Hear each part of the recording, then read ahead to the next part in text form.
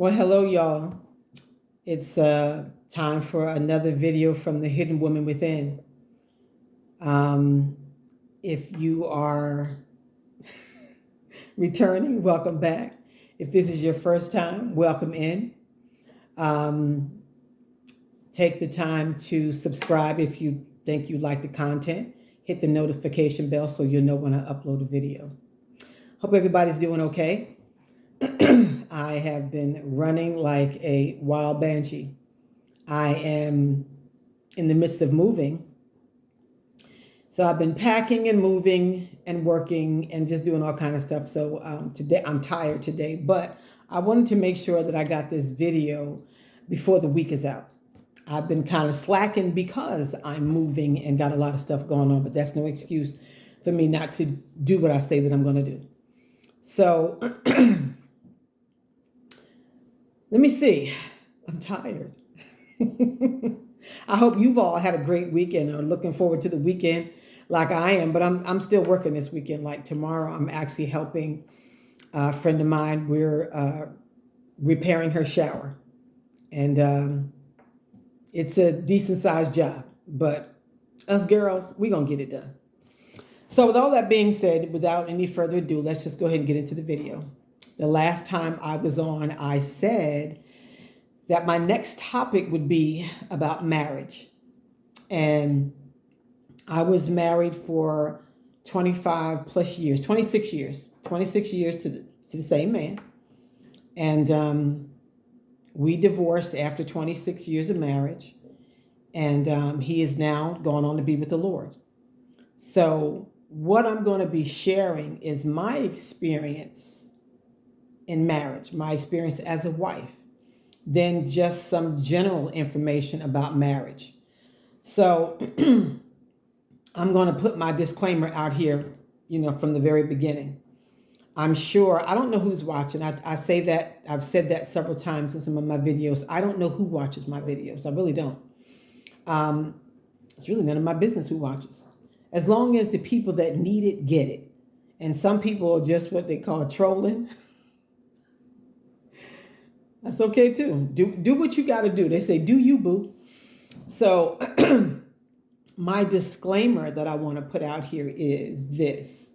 Like I said in the beginning, I kind of talked about the content that I would be sharing on this channel. And it's basically my experience. It's my story. And we all have one. But at this time, this is this is what I'm supposed to be doing. This is my assignment. I'm to share my story. Obviously, God has a purpose for it. So here I am. And I'm doing it. The only way that I know how to do it is the Charlotte way. So I'm not a marriage counselor. But although I think that I have some good advice, I've heard some good advice from people that are married, that are divorced, that are single. And we could all use a little bit of that from time to time. So I'm going to start off, like I said, with this disclaimer. If any of you are watching that know me and knew the man that I was married to, then some stuff that I'll be talking about, you'll piece together. Other stuff, it's not necessarily about us. I'm not here to throw anybody under the bus whatsoever. So, he passed in March a couple of years ago. I think it was 2021. Yeah, 2021. He went home to be with the Lord March of 2021, and I was a caregiver at the time. And Grammy went home to be with the Lord in August of 2021. So with all of this, before all this was happening, the Lord had put it in my heart to start this YouTube channel. And that was even the year before. It was in, 2020, boy, these years is going by so fast, I get mixed up. So 2021, he passed. So 2020, I was home, and that's when the Lord had put it in my spirit for me to do a YouTube channel telling my story. And he had given me the name many, many years ago, but I'm not going to get into all of that. What I am going to get into is once it was confirmed that that's what I was supposed to be doing, My ex-husband and I were on good speaking terms. I just don't believe that just because we were divorced that we couldn't have a cordial relationship. I mean, I just, he lived in New Jersey and I still live here in Texas. And, we talk on the phone, nothing deep, because he wasn't a communicator like that. He talked about general stuff. So anyway, I called him that January and told him what I was going to be doing. And told him that I was going to be starting the YouTube channel and that I would be discussing, part of the content would be about marriage. And I said, of course, when I start talking, everybody's going to assume everything that I'm saying pertains to us. And his exact words to me, and I'm only sharing this because I want to. I don't really have to, but I'm sharing it because I want to. Because, like I said, I don't know who's watching. I don't know who would take offense to it. Again, take offense. That's your choice. But he said, Charlotte, people are going to say what they want to say, think what they want to think, and do what they're going to do. So do what you got to do. And so, in my opinion, he kind of gave me his blessing. Do what you're going to do. He didn't have a problem with me starting a YouTube channel and talking about the experience I had in marriage. And that was January. And then February, later in the month, is when we got the call that he was in the hospital in a diabetic coma. And a couple of weeks later, he had passed away. My little side joke to my kids was, I said, I guess your dad thought, well, go on, do what you're going to do because I ain't going to be here no how. He didn't know that, but, that's just me talking mess. But anyway, this is going to be not real lengthy, but kind of lengthy. Not this video today. Today, I'm just kind of giving an introduction. And then it may wind up being, 2-3 videos, I'm thinking. I don't know. We're going to see where it goes. So without any further ado, I'm going to get started and just tell you how we met. I was a single parent, as you know, if you've been watching, for 16 years. My oldest daughter was 16 when I got married, and my youngest son, who is now in his 40s, was 7. And I actually met him at work. I was a cleaning an office building at the time. And I was on my way to work one evening. I worked from like 6 to 9. And, I got my kids stationary, got them in the house. I knew we were all good. And I'd go to work, which was not even 10 minutes from the house, from the apartment that I lived in. And so I got them situated and I'd go to work. So I'd clean offices. And there was a security guard that I would see walking sometime. And I recognized it was Wells Fargo. I recognized his uniform.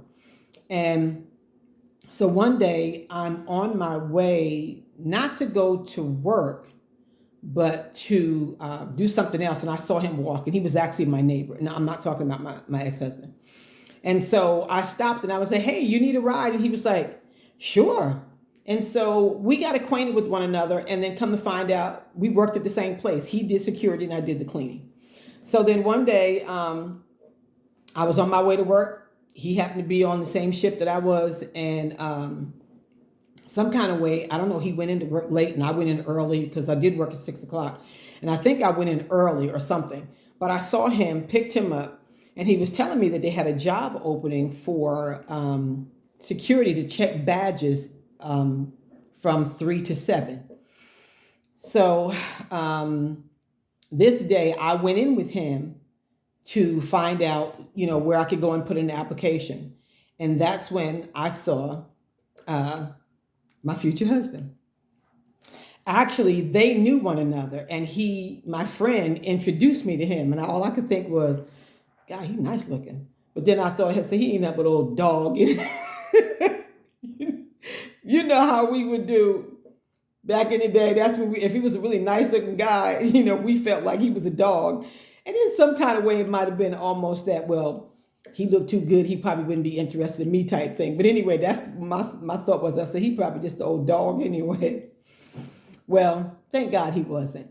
So anyway, we were introduced, and then I gave my friend a ride another time, and I saw him again. And then one day, my friend was working, and I actually took him some lunch. Thought there was going to be something between us, but it wasn't. So we were friends, and so um, at that time, I'm just going to say his name, Clint. His name is Clint Miller, and he's in heaven right now. So Clint had said to my friend, to our friend, it was a mutual friend of ours. He said, "You better hurry up and swoop that woman up for somebody else to marry her." Neither one of us thought anything about it. He didn't know how prophetically he was speaking. So anyway, as time went on, I remember getting to know him a little bit better because he worked two jobs. He worked from 12 midnight to 8 o'clock in the morning. And then he would come over to where I was working at 8 o'clock in the morning until 4 o'clock. And the jobs would give him time to get from one place to the next. So he'd work, pull an all-nighter and then pull all day, go home and go to sleep and do it again. And how he was doing that, I don't know. But, so a few times he didn't get off till 4. I came in at 3. I don't like to be late for nothing. And so if I'm supposed to be there at 3 o'clock, I'm there somewhere probably between 2:20, 2:30. I don't mind waiting. So he was at the desk when I came in, and I spoke to him, and then, kind of went on and got myself situated at my post. And then when his shift was over, he would come down and speak, just, well, how you like the job and blah, blah, blah, blah, blah, blah. And that would end that. So maybe after about a month of knowing him, of getting to know him, of being acquainted with him, my friend and I, we were at my station, and he came down and said, well, I came down to say goodbye to you guys because today's my last day. And I'm like, where are you going? And he said, the job is just too much and I can't do it. Now, hear me out. Don't judge before you hear the whole story. He was engaged to be married, and he wasn't a Christian. He was engaged to be married, and he was living with his fiance, and she was a single mom with 2 girls. And so I remember saying to him, after I had known all about that, I said, don't forget to make sure to send my invitation to the wedding. He said, oh, yeah, I won't forget. And so that was the last time I saw him for a little more than a year. And one of my cousins and I were at my friend's house, and Clint called. And my friend said, guess who's on the phone? And I said, who? And he said, Clint Miller. I said, oh, let me speak to him. I said, because we didn't get our wedding invitation. So when I spoke to him about it, he says, well, I'm at my mom's house. And I was like, what does that mean? And he said, things didn't work out at the other house. And my antennas went up. I was like, okay. Well, I looked at my cousin. I said, he's nice looking too. And he was. He was a very nice looking man, in my opinion anyway. Other people thought so too. So anyway, next thing I know, he comes over to my friend's house because he didn't live that far, and we were eating seafood and stuff like that. So he comes over, and here's the kicker. He was not a Christian. When he came to the apartment, the way that the apartment was set up, you had to come through a door downstairs and then come upstairs to the apartment. And so when he knocked on the door, my friend had me answer the door because he was in there with the food and stuff. And so I went and answered the door. So I opened the door, and there he was, and I was at the top of the steps. Later on, he said to me, when he saw me at the top of the steps, he said he heard somebody almost audibly say, that's your wife. And he said he kind of shook it off. He was like, where'd that come from? So he comes upstairs, and, we're we was eating seafood, laughing, talking, everything. And this was June of 1988. And I was going to have a cookout, 4th of July cookout. So I invited him, of course. And he said he would come. And then before leaving that evening, he asked for my number. He said, in case you need me to bring anything. I said, you don't need to bring. And this was June. And I think we probably had about a week or two before the 4th of July. I said, oh, no, you don't need to bring anything. And he kept on. And then my cousin looked at me like, girl, he trying to get your number. And it's going to go on over top of your head. And I was like, oh, okay. I said, yeah. I said, I gave him the number and he said, yeah, I'll call, just in case you might need something last minute. So everything done, that was done. So time went past and he started calling every day, every day. So by the time he got to the house, but July came and we had the cookout. My sister and her daughter came to the house and they were late because it was dark outside. We was having a cookout during the daytime. That's just my sister. I ain't even gonna say which one. So anyway, something was going on with my television. And Clint got up to get behind it to do something to it. And while he was behind the television, my sister and my niece were at the door and had a screen door. And when they knocked on the door, I went to the door and my niece said, Aunt Charlotte, who's that man behind your TV? And I said, oh, that's my husband. Excuse me. That just came out of my mouth. I didn't give it a second thought. It just came out of my mouth. So time went on. And I have a cousin who teases me about how quickly we got married. That was July. We got engaged September and was married the following May. And, people tease me about how quick you got married. To me, I didn't feel like it had nothing to do with how quickly we got married. I think because there are people that took a long time to get married and divorced or whatever the case might be. So I don't judge that. It has a lot more to do with the quality of the relationship, not how fast you got married, because I know a couple that got married immediately and are doing fabulously. I love it. I absolutely love it.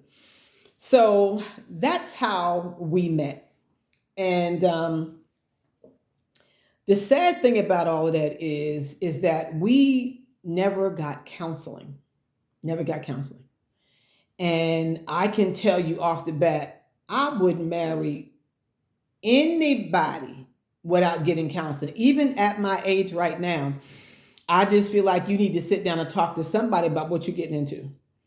I don't know, maybe I'm a little bit more seasoned now and I'm good to go, but still, I would say go to counseling. I actually almost remarried last year. Thank you, Jesus, that didn't happen, because the Lord let me know that's not yours. That's not for you. That's not for you. Not that anything was so wrong with this person, anything like that, but that wasn't wasn't part of God's plan for my life or his. And so, and we still, hey, how you doing? We're cordial and that kind of stuff like that, but we weren't meant to be married. I feel like we meet people for a reason. And sometimes just for a season. People come and go in and out of our lives all the time. Pay attention to the ones that stay. Pay attention to the ones that leave, because times get tough. The tough get going. So everybody that you come in contact isn't necessarily supposed to be a permanent part of your journey. So anyway, moving away from that. I did not make the mistake of remarrying, because honestly, probably within 3 months, I would have been single again, because I'd have shut that all the way down. So that's why I find that counseling is so, so vital. It is absolutely imperative that if you are single and you are considering marriage, get counseling, because we think that we know what we're getting into. And to say it, I won't say, I'm not trying to throw anybody under the bus, but no one really encouraged us to get counseling at all. Nobody. The church that I was attending at the time would not do the ceremony because he wasn't saved. And because the Bible says to be not unequally yoked. Well, people think that you just need to be a Christian, but you can have two Christians and still be unequally yoked. That's another video, okay? So being equally yoked is not just being both of y'all being Christians, So it goes a little bit deeper than that. So anyway, they did what they knew how to do, and so they refused, and that was fine. But we were determined because at that point, we both knew we were supposed to be married. To this day, I know that I married the right man. I know that. And he knew that he married the right woman. Problem was, the right man and the right woman didn't know how to get it together because of the examples that we had. We learned, we what we lived is what we learned. So the way that his mom treated his father was his example of marriage, and the way that his dad treated his mom, that was his example. My mom and dad were not married, but my mother was married. My mom married twice. I wasn't born when she got married the first time, then she got divorced.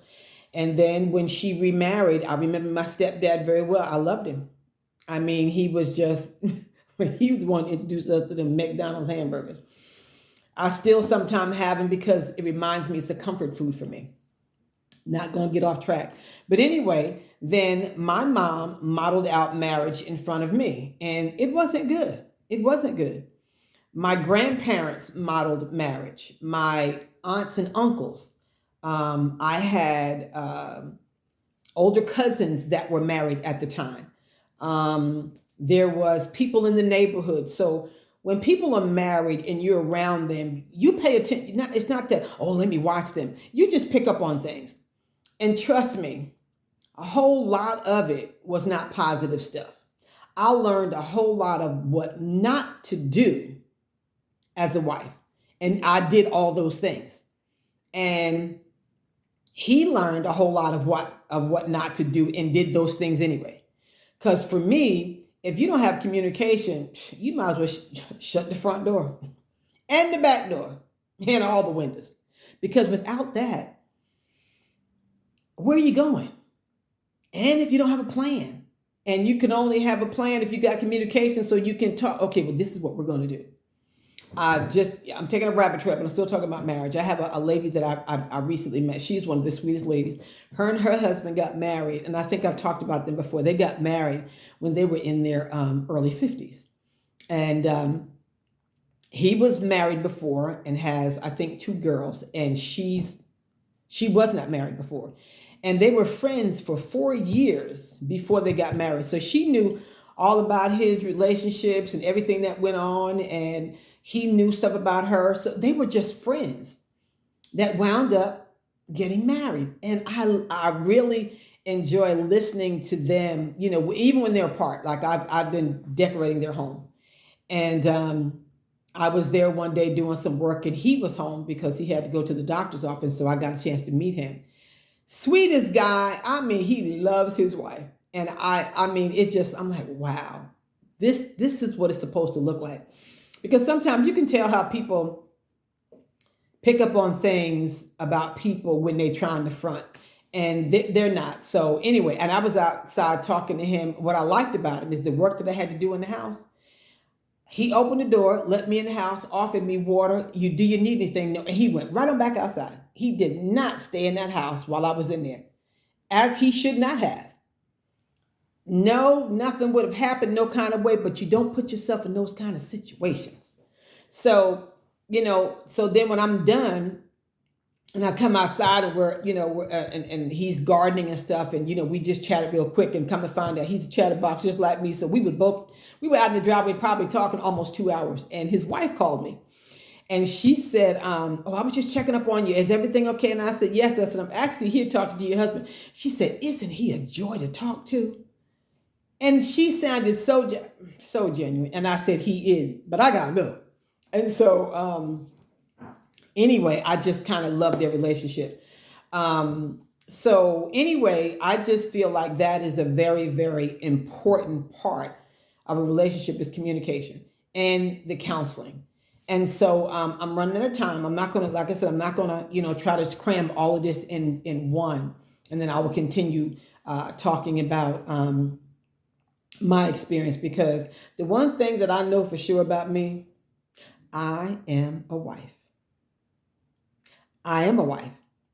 And it has little to do with signing a piece of paper and saying you're missing somebody. I think it's about the character of a wife. What is a wife? What does a wife do? What is she supposed to do? I learned all the stuff I wasn't supposed to do. I'm going to say this one, and it's going to be tight, but it's going to be right, and I'm going to leave it right here. One of the things that I learned was if my husband made me mad during the daytime, at nighttime, I didn't know who he was. Don't you touch me. We ain't doing that. I didn't say that with my mouth, but my actions show, you just turning away. That's not right. That's not how that works. I know I'm getting off. I was watching, I don't know if it wasn't TikTok because I wasn't on TikTok at the time. It might have been a YouTube video or something of the sort, but it was this Christian couple who was counseling other couples. And I started following them because I wanted to hear what they had to say until the wife said something one day and I shut them down. I stopped following them. I'm like, I'm not in agreement with that at all. So the advice that she gave was because the woman had said something about, well, my husband does this, that, and the other. And then I'm asking him to cut the grass, but he won't cut the grass, but then he expects me to cook him a meal. And so the woman that was giving the advice, she said, well, if he don't cut the grass, then you don't cook. And I'm like, that's not how that's supposed to work. That's not how that's supposed to work. To me, I find that's a problem in marriage. It is. You don't, withhold stuff from your husband because he ain't giving you what you want. I can't go there right now. I can't go there right now, but I'm going. I'm going to go there. So I just wanted to give you a brief introduction about how I met my husband, and I will continue to talk about our journey together as I move forward in these videos. So thank you for joining me. You guys have an amazing weekend, and I'll see y'all next time. God bless you.